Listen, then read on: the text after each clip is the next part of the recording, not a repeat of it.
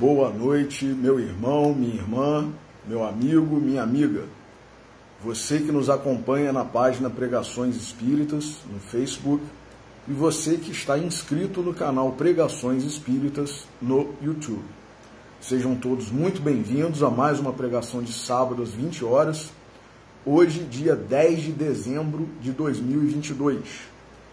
Como leitura preparatória para a nossa prece, continuando nas reflexões sobre o advento do Natal do nosso Senhor Jesus Cristo, advento este que não somente se restringe ao nascimento de Jesus, mas envolve toda uma gama, todo um conjunto de acontecimentos anteriores e posteriores ao próprio nascimento do nosso Senhor Jesus. E este texto que nós leremos, embora nós ainda não tenhamos falado especificamente do Natal, do nascimento de Jesus, é sobre a apresentação de Jesus recém-nascido a Simeão no templo, cumprindo com as obrigações, as determinações religiosas e legais da época e da região em que Jesus nascera.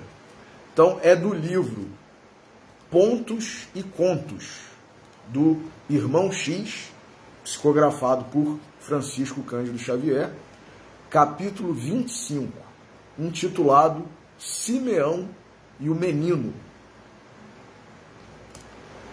Dizem que Simeão, o velho Simeão, homem justo e temente a Deus, mencionado no Evangelho de Lucas, após saudar Jesus criança, no templo de Jerusalém, conservou nos braços acolhedores de velho, à distância de José e Maria, e dirigiu-lhe a palavra com discreta emoção. Celeste menino, perguntou o patriarca, por que preferiste a palha humilde da manjedoura, já que vens representar os interesses do eterno Senhor na terra? Como não vestiste a púrpura imperial? Como não nasceste ao lado de Augusto, o divino, para defender o flagelado povo de Israel? Longe dos senhores romanos, como advogarás a causa dos humildes e dos justos?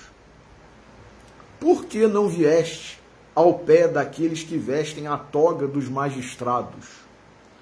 Então poderias ombrear com os patrícios ilustres, movimentar-te-ias entre legionários e tribunos, gladiadores e pretorianos, atendendo-nos à libertação. Por que não chegaste como Moisés, valendo-se do prestígio da casa do faraó?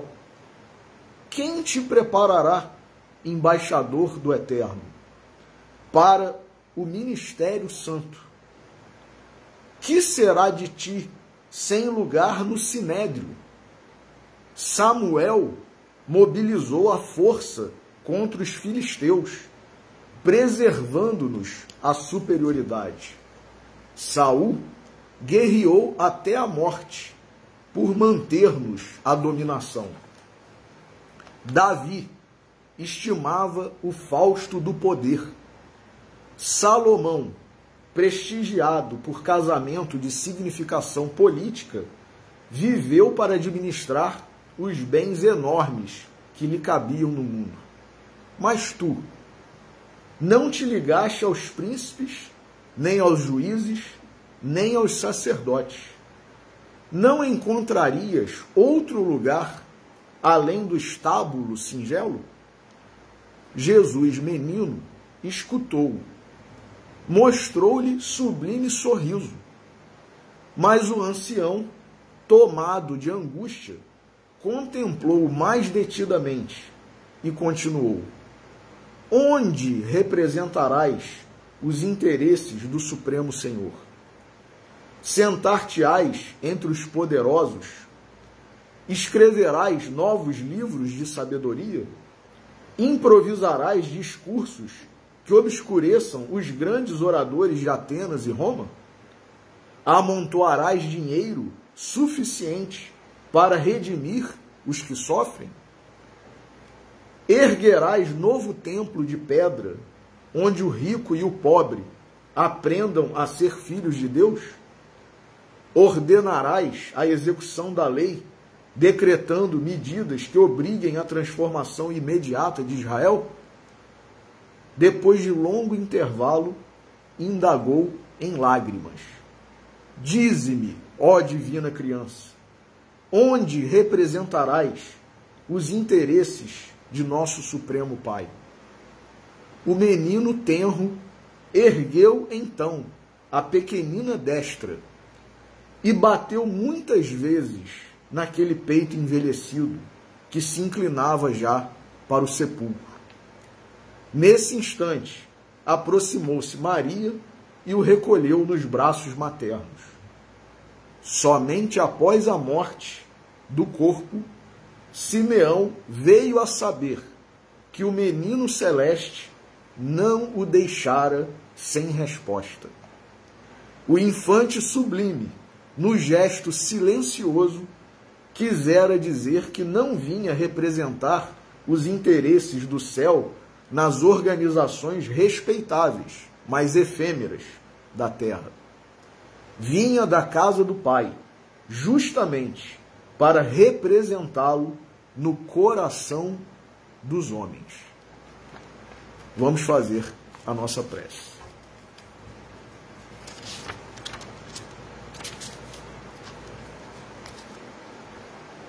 Jesus, nosso Mestre, Deus, nosso Pai, amigos e benfeitores espirituais, espíritos familiares e simpáticos, nossos anjos guardiães, a todos vós pedimos mais uma vez a bênção, a intercessão, a inspiração, neste momento em que nos reunimos em Teu nome, Senhor, para estudarmos as Tuas lições, refletirmos sobre elas e que nós estejamos sintonizados contigo, com os Teus emissários, com os Teus trabalhadores, de maneira a apreendermos da melhor forma tudo o que nos será trazido hoje sobre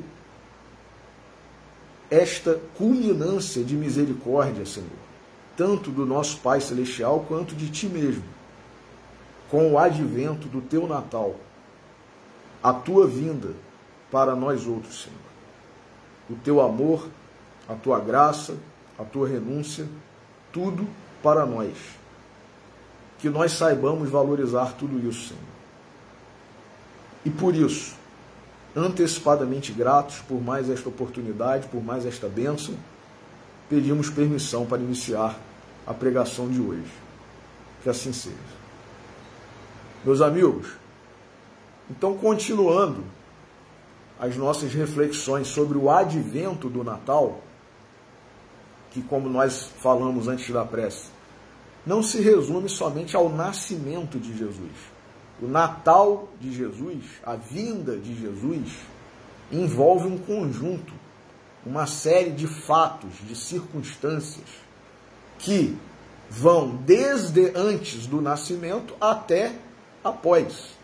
Inclusive, essa passagem maravilhosa, contada por Humberto de Campos, né? Porque o irmão X, nós sabemos que é um pseudônimo adotado por Humberto de Campos, para evitar problemas na lei humana, né? Porque a família acabou questionando, né, os direitos autorais e o caso chegou a ser judicializado, né? Chegou a ser ajuizado uma ação.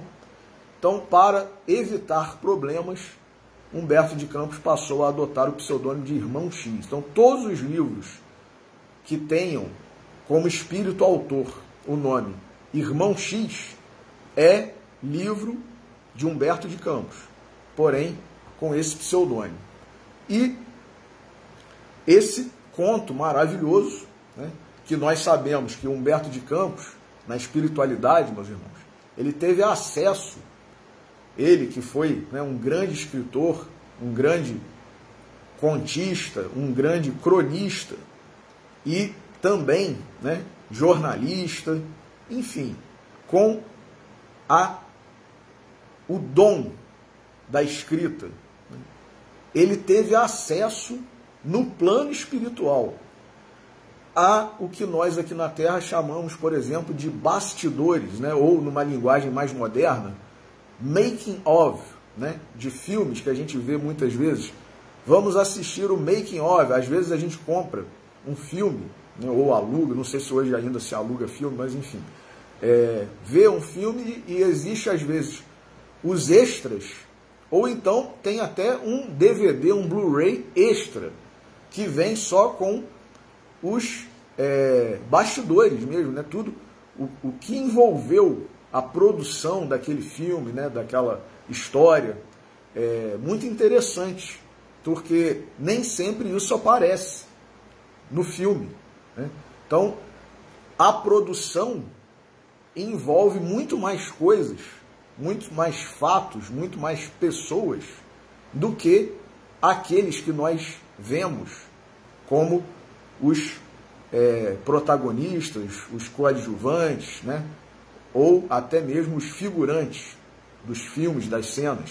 Então, Humberto de Campos, ou o irmão X, teve acesso no plano espiritual aos bastidores de muitos fatos, muitos acontecimentos que não estão narrados ou com todos os detalhes, como nós acabamos de ver com a apresentação de Jesus recém-nascido a Simeão no templo, ou mesmo não sequer estão narrados no Evangelho, né? Os evangelistas não anotaram. Então, nos livros de Humberto de Campos, do irmão X, há inúmeros contos que muitas vezes são surpreendentes pelo acréscimo de detalhes e circunstâncias, e muitas outras vezes são surpreendentes porque nós sequer conhecíamos. Então é muito bom a gente aproveitar tudo isso, né? E essa passagem é maravilhosa. Simeão, um ancião já, né, das leis, da religião, um sacerdote, né? Tanto que a ele foi apresentado o bebê, né, a criancinha, por obrigação religiosa, legal, no templo de Jerusalém. Ele que recebeu aquele bebezinho, que é o divino infante, né, como Humberto de Campos chama aqui. E ele sabendo, vejamos que interessante, meus irmãos, porque Simeão, né, nós sabemos, isso está no Evangelho, né, está narrado. Ele, após receber Jesus em seus braços, cumprindo uma determinação legal, uma determinação religiosa, ele reconheceu que aquele era o Senhor, né, o enviado, o missionário do próprio Deus, o representante do próprio Deus. Era o Messias que estava ali em seus braços. Mas, apesar de ter reconhecido e ter, inclusive, falado, né, expressado, agora, né, eu posso morrer em paz, né, porque eu já vi, os meus olhos já viram a salvação. Olha que sensibilidade, né? Quantas crianças, quantos bebês ele não devia receber ao longo do dia, durante a semana, né, ao longo de um mês. Enfim, eram várias as crianças que passavam pelos seus braços, cumprindo as determinações legais e religiosas. Mas quando ele recebeu Jesus, ele percebeu que aquele era o nosso Salvador, o nosso Messias. Aquele que há mais de 750 anos as Escrituras, os profetas, já haviam falado sobre a sua vinda. Então nós podemos dizer, era médium, né? Ele percebeu ali, ele teve uma intuição do alto. Então, sinônimo, né, sinal de que ele estava sintonizado. Olha que maravilha. Mas mesmo assim, com toda essa sintonia, com toda essa percepção, com toda essa mediunidade, ele ficou se indagando, né? E se Jesus não quisesse, né, derrogar as leis, como ele mesmo falou, eu não vim, né, para descumprir a lei, mas para dar-lhe cumprimento, né? Se Jesus quisesse, naquele momento, derrogar as leis e surpreendê-lo, quem não acredita que ele poderia falar com Simeão, embora ainda, né, com pouco tempo de nascido? Ele poderia, mas ele não quis, Jesus, causar, né, nenhum escândalo, né, nenhuma impressão que pudesse suscitar, né, medo, pavor, dúvida, embora com tudo que Jesus tenha feito na mais perfeita sintonia com o próprio Deus, ainda assim, muitos de nós duvidamos ontem e continuamos a duvidar hoje, né? Muitos de nós somos cristãos, como diz Emmanuel, sem Cristo. Muitos de nós não somos cristãos, verdadeiramente. E aos que nem sequer, né, se consideram mais ou menos cristãos, ou em busca de ser cristãos, se dizem mesmo agnósticos, ateus, né? Então Jesus, não querendo causar problemas, né, escândalos, sentimentos de temor, dúvida, pavor, ele apenas se manifestou como realmente um bebezinho, né? Levantou o seu bracinho direito, né, e bateu com a sua mãozinha no peito daquele senhor que estava segurando, né, aquela criancinha, aquele bebê.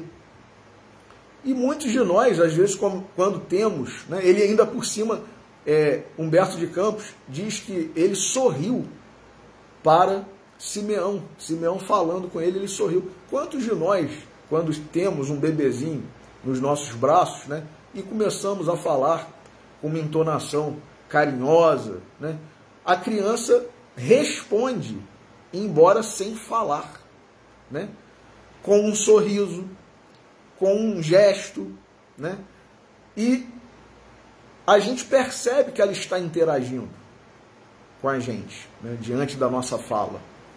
Jesus fez isso, mas ele não se limitou a apenas isso. Ele respondeu, digamos, de uma forma muito particular, de uma forma muito significativa. E, apesar disso, Simeão, na hora, não entendeu. Ele continuou com todas aquelas dúvidas, né? Por que que o Messias, o Salvador, o enviado de Deus, não lançou mão, né, não aproveitou, digamos assim, tudo que poderia ter sido aproveitado em termos de facilidades. Olha que coisa importante. A missão, a lição, o simbolismo, o significado de Jesus é muito maior do que a gente imagina, por exemplo. Porque Jesus não usou de facilidade nenhuma aqui na terra. E foi exatamente isso que Simeão perguntou, né? Será, vamos reler, né, as indagações de Simeão. Por que escolheste, né, por que preferiste a palha humilde da manjedoura?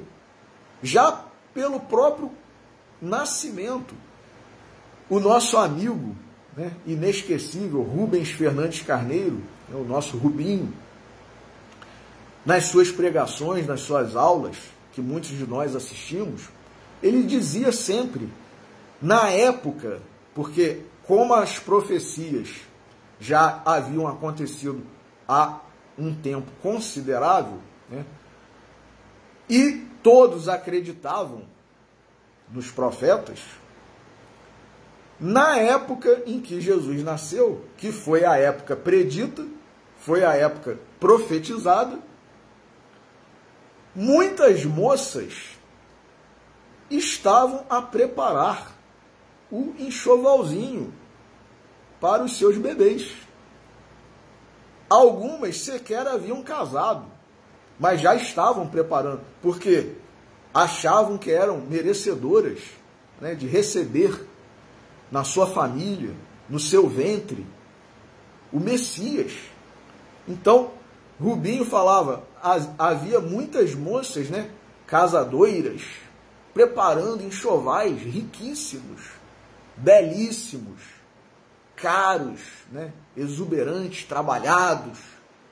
E Jesus, surpreendendo tudo e todos, vem num enxoval natural, né? Um enxoval oferecido pela natureza.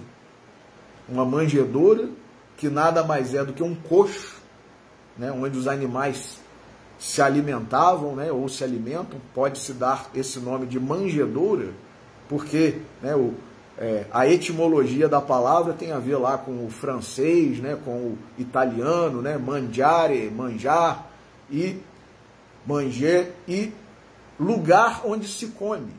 Mas nada mais é do que para nós outros, brasileiros da língua portuguesa, é o coxo, né, onde o animal, né, o cavalo, o boi, a vaca, as ovelhas, né, se alimentam. Então Jesus escolheu um coxo para ser o seu berço, né? A palha, a energia, né? A temperatura dos animais ali para aquecerem o local, né? Alguns dizem que, em razão do recenseamento que foi determinado, né, e que fez com que José e Maria tivessem que se deslocar de Nazaré, né, para Belém, porque José era descendente de Davi, né? Dizem uns que eles tiveram que sair meio que às pressas e não puderam sequer levar, né, algo que tivesse sido, ou tudo que tivesse sido preparado, porque Maria, por certo, né, como a maior de todas as mães, com certeza ela preparou um enxovalzinho, né, para Jesus. Embora fosse uma moça pobre, né, de poucas posses, mas ela preparou, né? E alguns dizem que eles tiveram que sair às pressas, com pouca bagagem, porque a viagem era distante, né, era longa, algo em torno aí de 120 quilômetros, segundo narram os estudiosos, os historiadores, né? E outros dizem que não, que eles conseguiram levar uma quantidade significativa, né, do que Maria havia preparado em termos de enxoval. Mas, por exemplo, todos, né, ou quase todos, né, se indagam se José, como um carpinteiro, um artesão, um artífice, né, um construtor, alguém com um dom para trabalhar a madeira, se ele não teria feito um bercinho lindo, maravilhoso para o seu filho, né? Aquele que ele havia sido avisado que seria o Messias e que era para ele receber como seu filho, né? E não abandonar Maria, como ele, né, imaginou, passou pela sua cabeça, né? O próprio anjo Gabriel o avisou em sonho. Então, dizem alguns que ele deve ter feito um berço que foi o mais bonito de todos que ele já houvera preparado. E deve ter sido mesmo. Mas não pôde levar, né, porque teve que viajar com a sua esposa, Maria, grávida, já em fase avançada da gestação. Então, quanto menos coisas, e uma viagem de algo em torno de 120 quilômetros, então quanto menos coisas eles levassem, menos dificultosa, menos trabalhosa seria a viagem. Então, Jesus abriu mão. Olha a grandeza, a magnitude da renúncia de Jesus, meus irmãos. Ele abriu mão de tudo que fosse um facilitador, um fator de conforto na sua vida, aqui entre nós. Desde as menores coisas, as primeiras coisas, até as maiores, as mais significativas, como essas que Humberto de Campos narra como tendo sido indagações do próprio Simeão, né? Por que preferiste a palha humilde da manjedoura? Já que vens representar os interesses do eterno Senhor na terra, como não vestiste a púrpura imperial? Por que Jesus não veio entre os imperadores? Não é mesmo? Ele poderia ter nascido filho de um imperador, filho de uma filha de um imperador, né? Neto de um imperador. E aí ele mesmo, Simeão, inclusive, faz algumas comparações com outros missionários que não Jesus, que é o maior de todos, né? É o filho unigênito, é o representante da divindade aqui na terra, mas outros que vieram para preparar a terra, né? E o povo para receber o próprio Cristo, esses foram enviados de Jesus. Emmanuel narra no livro A Caminho da Luz, né, sobre isso. Então, por que Jesus, assim como Moisés, né, como Simeão indaga aqui, né, Moisés valendo-se do prestígio da casa do faraó, né, além de Moisés, né, Samuel, que mobilizou a força contra os filisteus, preservando os judeus, né, o povo hebreu, na superioridade. Saul guerreou até a morte para manter a dominação. Davi estimou o Fausto do poder, o rei Davi, né?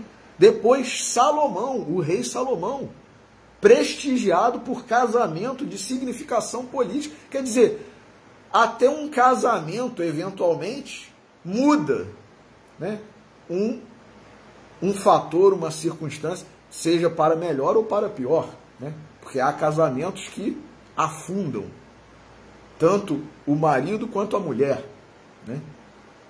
Estava tudo bem, a pessoa se casa, né? Lógico, nós outros, meus irmãos, né, nós não vamos adentrar com profundidade essa questão, mas nós outros sabemos que nós somos espíritos devedores.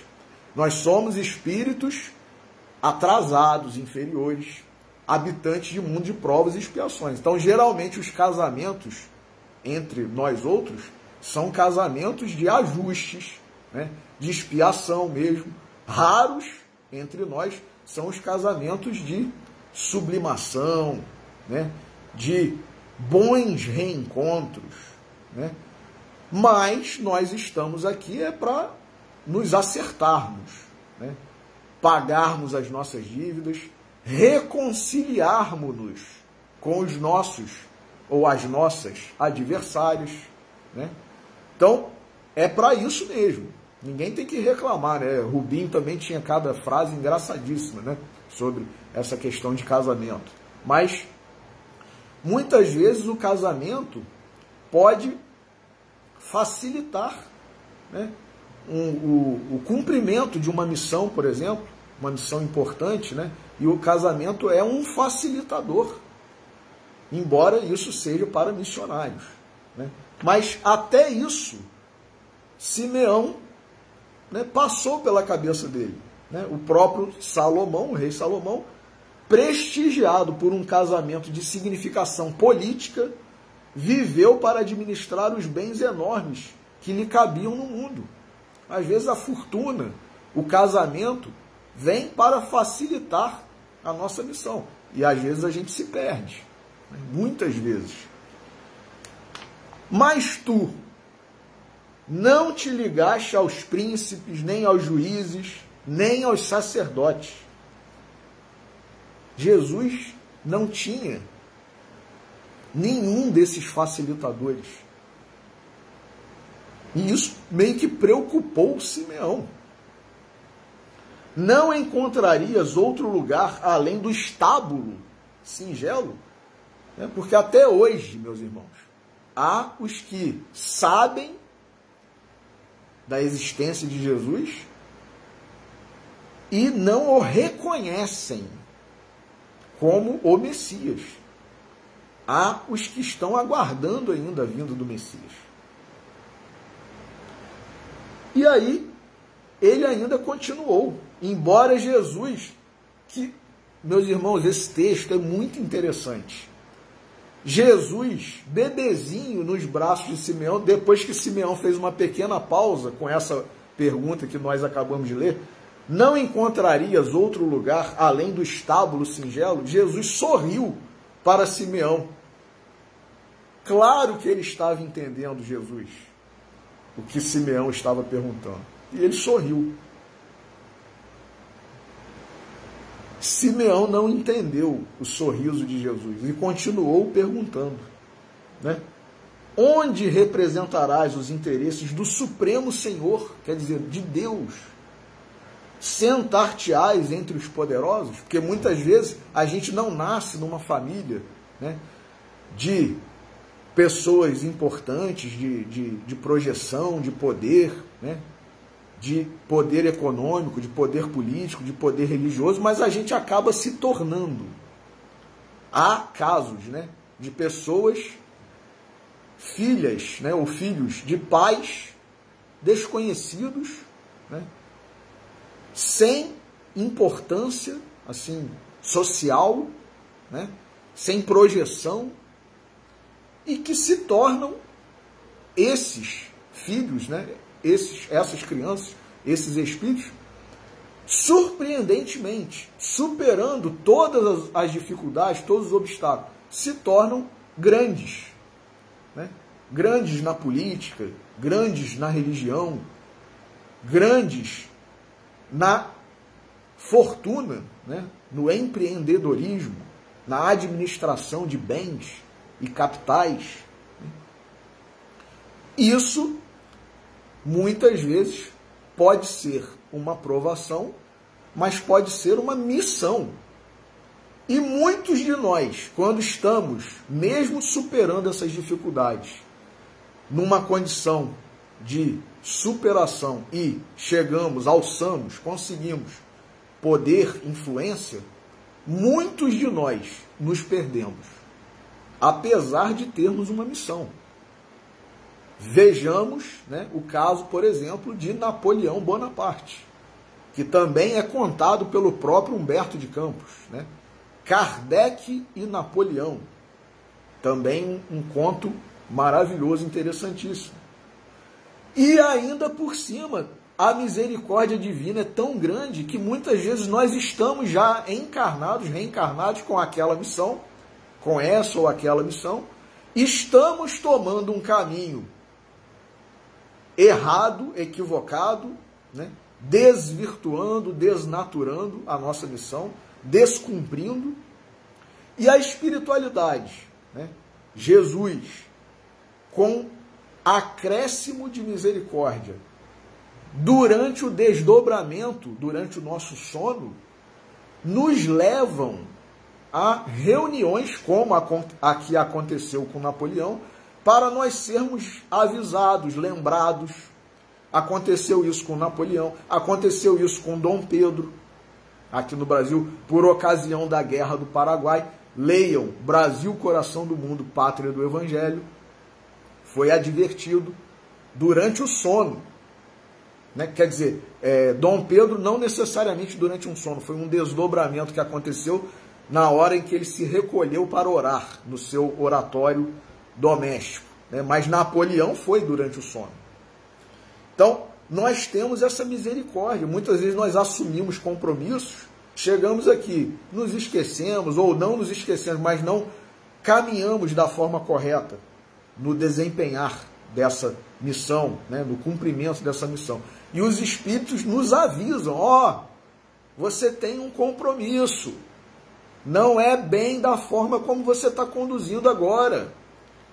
E a gente acorda, se lembra e muitas vezes continua optando por continuar no caminho equivocado, desviando, né, do caminho, da rota.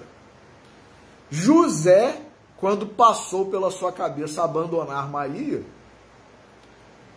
ele, encarnado, pode ter, num momento ali, né, esquecido temporariamente, mas ele era um justo, como está narrado na Bíblia.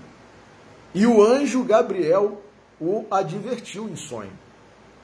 E ele aceitou, porque muitas vezes a gente sonha, meus irmãos, a gente recebe o aviso, não precisa ser através de sonho, não, às vezes é através de uma pessoa encarnada mesmo, um amigo, uma mãe, um pai, um irmão, que avisa, ó, você está caminhando por um caminho equivocado. Será que não era esse caminho que você deveria seguir ou voltar a seguir? Você meio que se desviou, você não está percebendo isso? E a gente acha que não. Quem é você para falar isso comigo? Às vezes é um mensageiro do alto. É o próprio Cristo que mandou essa pessoa conversar conosco. O nosso pai, a nossa mãe, um irmão, uma irmã, um tio, uma tia, um avô, uma avó, ou mesmo um amigo. Um conhecido ou um desconhecido, meus irmãos. Casos há em que pessoas desconhecidas encontraram com uma outra pessoa na rua e falaram um monte de coisa sem nunca ter conhecido, sem nunca ter lidado com aquela pessoa. E aquilo toca, né, o nosso coração. Isso não é uma pessoa, sem sombra de dúvida, que foi enviada por Jesus, pelo alto, para nos alertar, para nos trazer de volta para o bom caminho? Sem sombra de dúvida. Mas muitos de nós não acreditamos, né? Arrogantemente, ou como nós falamos, né, na última pregação, o pecado original da soberba, né? Soberbamente achamos, quem é você para falar alguma coisa da minha vida, para me dar lição de moral, né? Como a gente verbaliza muitas vezes. E a gente continua dentro da soberba pelo caminho desvirtuado, né? Pelo caminho equivocado, pelo caminho marginal. E às vezes aquele conselho, aquele alerta, aquela advertência, era justamente para trazermos de volta para o caminho reto, né? Mas nós temos o nosso livre-arbítrio. E os justos, como José, recebem esses avisos e obedecem, né? Esses alertas, essa misericórdia, essa graça, mas muitos de nós não obedecemos, né? Então, continua aqui, né, Simeão, perguntando, depois de Jesus ter esboçado um sorriso para ele: escreverás novos livros de sabedoria? Sentar-te-ás entre os poderosos? Quer dizer, mesmo Jesus não sendo filho de um sacerdote, né, de um fariseu, de um doutor da lei, ou de um imperador, né, ou de um profeta, porque José era da linha, né, ascendente, da linha descendente de Davi, mas ele mesmo era, como muitos diziam, ele é apenas um carpinteiro. Ele é apenas um carpinteiro de uma cidadezinha. Nazaré não constava nem no mapa. Inclusive o próprio Cristo, Jesus, uma vez foi questionado numa sinagoga: de Nazaré pode vir alguma coisa boa? Quer dizer, uma vila, uma roça, pode vir alguma... E por isso os fariseus da época, os religiosos, acharam que Jesus era um blasfemo. Era um blasfemador, porque ele dizia, né? Em algumas ocasiões Jesus disse: hoje essa profecia se cumpre em mim. Eu sou o caminho, a verdade e a vida. E os fariseus, os religiosos, não aceitavam, porque ele era um mero carpinteiro de Nazaré. alguma coisa boa pode vir de Nazaré? Então olha a soberba mais uma vez nossa, olha o preconceito, né? Então está aqui Simeão perguntando, mesmo você não sendo de família importante, religiosa, né, política ou rica, será que você não vai, né, tu, Senhor, né, divina criança, né, sentar-te-ás entre os poderosos, escreverás novos livros de sabedoria, improvisarás discursos que obscureçam os grandes oradores de Atenas e Roma, amontoarás dinheiro suficiente para redimir os que sofrem, erguerás novo templo, quer dizer, vai fundar uma nova religião, onde o rico e o pobre aprendam a ser filhos de Deus, ordenarás a execução da lei, decretando medidas que obriguem a transformação imediata de Israel, vai ser um juiz, né, um aplicador da lei. E aí, Jesus, recém-nascido, depois de já ter sorrido, né, para Simeão, ele bate com a mãozinha no peito de Simeão, várias vezes. E Simeão achou que aquilo eram aqueles movimentos que o bebezinho faz muitas vezes, involuntários, inconscientes, né? A gente vê um bebezinho, ou nos nossos braços, ou no bercinho, na cama, se move, né? Mas ele não tem consciência de que ele está, né? Ele não quer muitas vezes mover o braço, a perna, né? Os dedos, né? Faz movimentos com os dedos, não tem consciência de nada, mas Jesus teve. Aí a diferença, né? Jesus teve. E só depois que Simeão partiu, né, desta vida para a vida verdadeira, para a vida espiritual, é que ele pôde compreender que Jesus não o havia deixado sem resposta. Porque o reino de Deus, né, o infante sublime no gesto silencioso quisera dizer que não vinha representar os interesses do céu nas organizações respeitáveis, mais efêmeras da terra. Então não é pela política, não é pela religião, não é pela religião, não é pelo dinheiro, não é pelas questões sociais, não é nada disso, mesmo. Nós temos que entender que a gente precisa mais de Jesus e menos de todas essas outras coisas. Mais Jesus. Mais Jesus. A religião, como nós falamos na última pregação, tem sido, né, palco de grandes divergências, guerras, né, mortes, divergências. Vejamos nós cristãos, né? Quantos segmentos religiosos diferentes. Então, a gente não tem que ficar fanático religioso. A gente tem que ficar discípulo de Jesus. Mais Jesus. Sempre cada vez mais.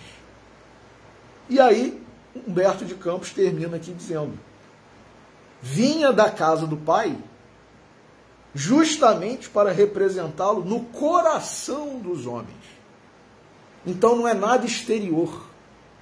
Não é nada exterior, é interior.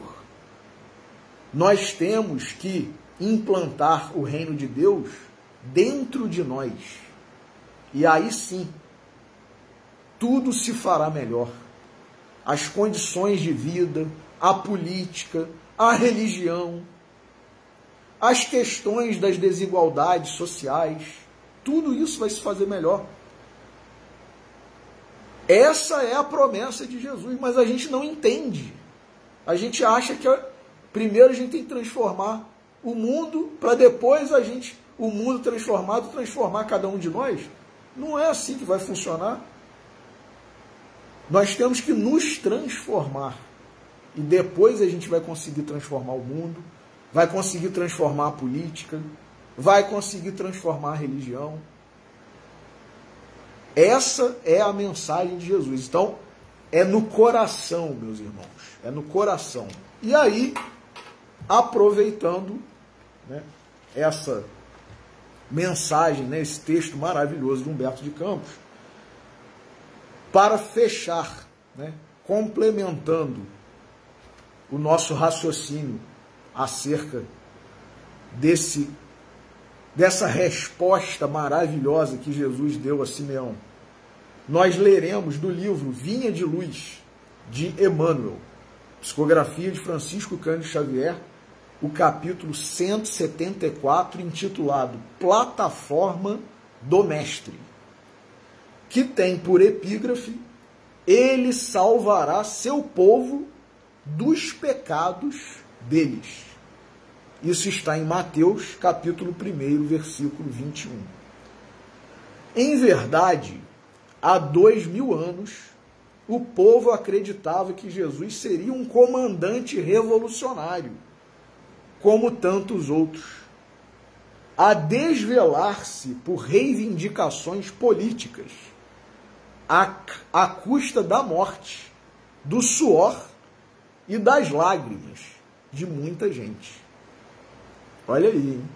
Há 2000 anos, quer dizer, aqueles contemporâneos que estavam esperando Jesus e que após o seu nascimento, mesmo acreditando que ele era o Messias, achavam que ele seria um revolucionário político, comandante revolucionário, como tantos outros, a desvelar-se por reivindicações políticas, à custa da morte, do suor e das lágrimas de muita gente. Ainda hoje, diz Emmanuel, vemos grupos compactos de homens indisciplinados que, administrando ou obedecendo, se reportam ao Cristo, interpretando-o qual se fora patrono de rebeliões individuais, sedento de guerra civil. Olha, meus irmãos, atentemos para isso. Hoje, muitos de nós que nos dizemos cristãos estamos, né, nos reportando, considerando, classificando Jesus como um patrono de rebeliões individuais, sedento de guerra civil. Entretanto, diz Emmanuel, do Evangelho não transparece qualquer programa nesse sentido. Então, já acabou a questão, não precisa falar mais nada. Emmanuel, que há mais de 2000 anos já se convertera e que é um trabalhador, um missionário, um cristão de verdade, está dizendo: o Evangelho não tem nada a ver com isso. A mensagem de Jesus não tem nada a ver com isso. Do Evangelho, repito, não transparece qualquer programa nesse sentido. Que Jesus é o divino governador do planeta, não podemos duvidar. O que fará ele do mundo redimido, ainda não sabemos. Porque ao soldado humílimo são defesos os planos do general. Nós somos, se é que somos, né, soldados humílimos. Se é que já podemos nos dizer soldados humílimos do Cristo. Mas ao soldado humílimo são defesos os planos do general. A boa nova, todavia, é muito clara quanto à primeira plataforma do mestre dos mestres. Ele não apresentava títulos de reformador dos hábitos políticos. Olha que consonância maravilhosa entre esse texto de Emmanuel e o texto de Humberto de Campos, do Irmão X. Ele não apresentava títulos de reformador de hábitos políticos. viciados pelas más inclinações de governadores e governados de todos os tempos. Olha aí, tem nada a ver com política. Anunciou-nos a celeste revelação que ele, Jesus, viria salvar-nos dos nossos próprios pecados, libertar-nos da cadeia de nossos próprios erros, afastando-nos do egoísmo e do orgulho que ainda legislam para o nosso mundo consciencial. Quer dizer, o que predomina em nós? Orgulho e egoísmo. Predomina e legislam. Quer dizer, a lei que a gente segue, que a gente obedece, é a lei do orgulho e do egoísmo. E Jesus veio para, diz Emmanuel, afastar-nos, nos afastar do orgulho e do egoísmo.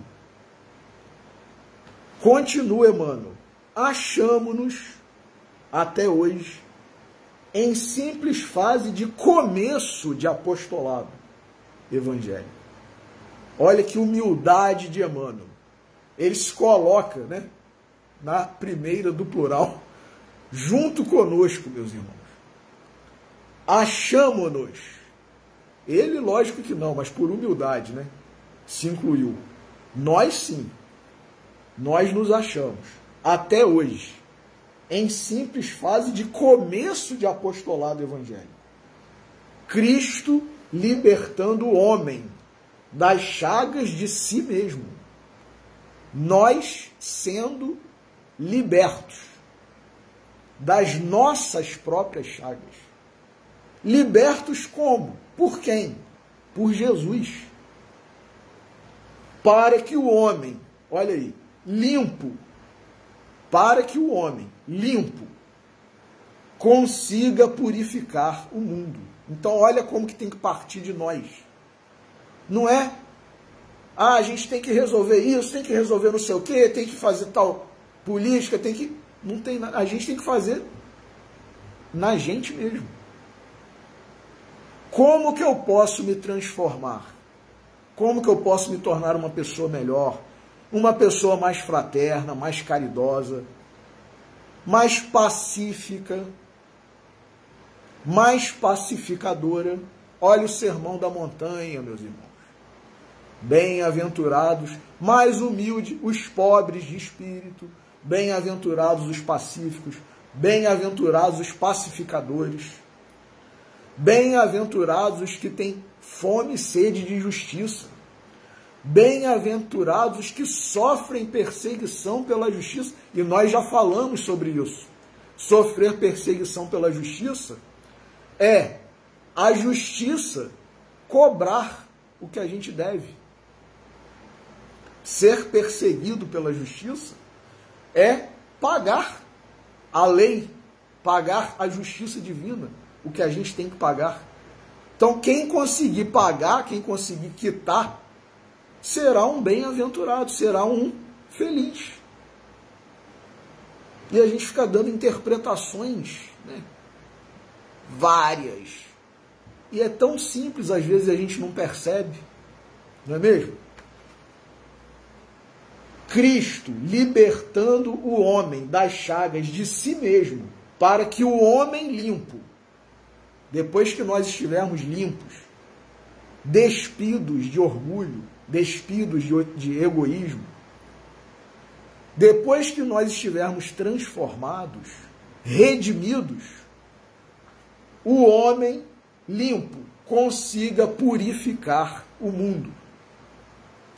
O reino individual que puder aceitar o serviço liberatório do Salvador, Jesus está trabalhando para nós. Meus irmãos, nós já paramos para refletir sobre isso? Jesus está trabalhando para nós. O reino individual, quer dizer, cada um de nós, que puder aceitar o serviço liberatório do Salvador encontrará a vida nova. O que a gente quer, meus irmãos? Não é um mundo melhor? Não é uma vida melhor? Jesus está trabalhando para isso. E nós estamos fazendo pouco. Nós estamos desvalorizando, ou, falando uma linguagem jurídica, nós estamos apresentando motivos de dispensa. Nós estamos dispensando esse trabalhador, apresentando falsas justas causas. A gente não demite, né, não dispensa um trabalhador por justa causa, muitas vezes, ou não, né, dispensa sem justa causa. É isso que nós estamos fazendo com Jesus, meus irmãos. Jesus está fazendo um serviço libertário, né, libertador para nós outros. E nós estamos dispensando Jesus sem justa causa. É isso mesmo? Então, que o Natal de Jesus, meus irmãos, possa ser verdadeiramente a aceitação, a contratação desse trabalhador que é o maior, o melhor trabalhador de todos. É o nosso mestre, o nosso Salvador. Que ele possa continuar trabalhando para nós. Mas nós temos que aceitar o seu trabalho. Não é mesmo? Então, que nós reflitamos para que esse trabalho, essa aceitação, essa transformação possa, de fato, implementar, né, nós, juntamente com Jesus, possamos implementar essa plataforma do Mestre dentro de nós. E aí sim, nós conseguiremos fazer do mundo uma plataforma mundial do nosso Senhor Jesus Cristo. Então, que fique essa reflexão de Emmanuel, de Humberto de Campos, ou, né, do irmão X, dentro dos nossos corações, que nós possamos refletir com mais calma sobre isso. E, por que não agora? Já perdemos muito tempo, já dispensamos esse trabalhador muitas vezes, mas existe a imagem, né, a figura de que Jesus está à porta, batendo. Basta que nós abramos essa porta para que ele adentre, né, e empreenda esse serviço, esse trabalho maravilhoso. Então, que Jesus nos abençoe, né, que Deus nos abençoe. Agradecemos por mais esta oportunidade, por mais esta bênção, por mais esta reflexão que os Espíritos bons nos trouxeram, e que todos nós possamos abrir a porta dos nossos corações para que Jesus consiga empreender essa transformação sublime da qual todos nós precisamos. Então, muito obrigado mais uma vez, que Jesus e Deus permitam que nós encerremos a nossa reflexão de hoje, um final de sábado de paz, um domingo de paz e uma semana de realizações e trabalho, e esforço, e renovação. Muito obrigado a todos, que Deus nos abençoe, uma boa noite.